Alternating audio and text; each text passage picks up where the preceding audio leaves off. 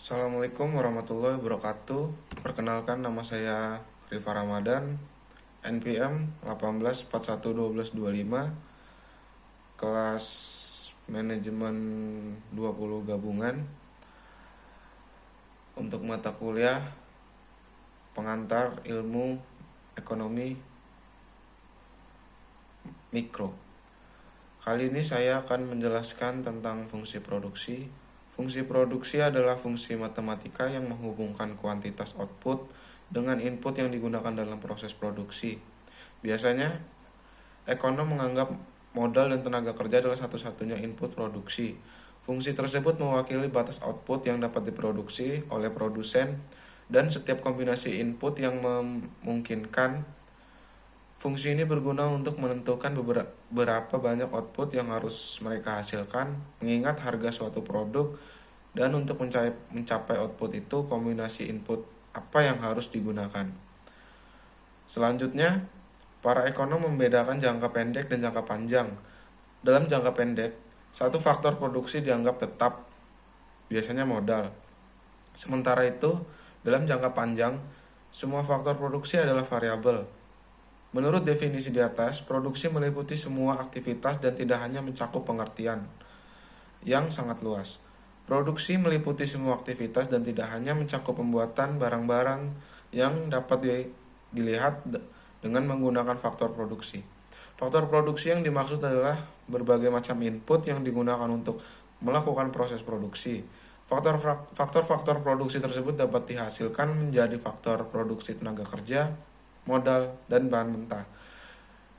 Ketiga faktor produksi tersebut dikombinasikan dalam jumlah kualitas tertentu. Aktivitas yang terjadi dalam proses produksi yang meliputi perubahan-perubahan bentuk, tempat, dan waktu penggunaan hasil-hasil produksi. Contohnya bahan baku. Bahan baku adalah bahan yang membentuk bagian integral produk jadi bahan baku yang diolah dalam perusahaan manufaktur dapat diperoleh dan pembelian lokal, pembelian import atau dari pengolahan sendiri. Adapun jenis-jenis bahan baku menurut itu dari bahan baku langsung ataupun bahan baku tak langsung.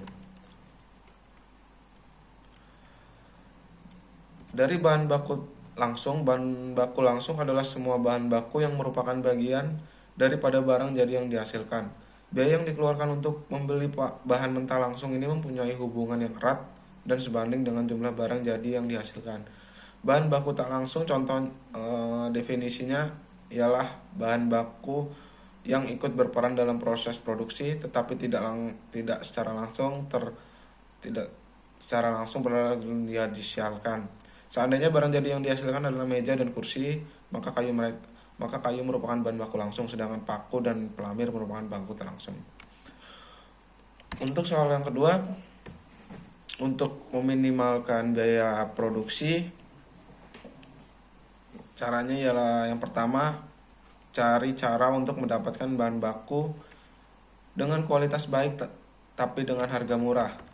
Yang kedua, cari tenaga kerja yang rendah biayanya.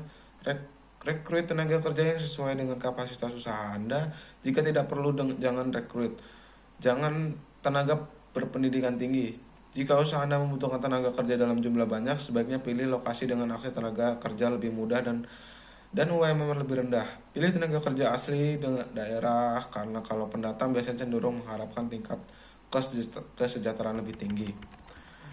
Gunakan sistem take home job. Istilah ini sama dengan pekerjaan rumah. Artinya tenaga kerja Anda menjalankan pekerjaan mereka di rumah. Cara ini bisa menekan biaya sewa tempat usaha dan biaya peralatan usaha. Yang keempat, temukan sistem produksi yang paling efisien. Dengan membuat perencanaan produksi juga dapat meminimalkan biaya produksi.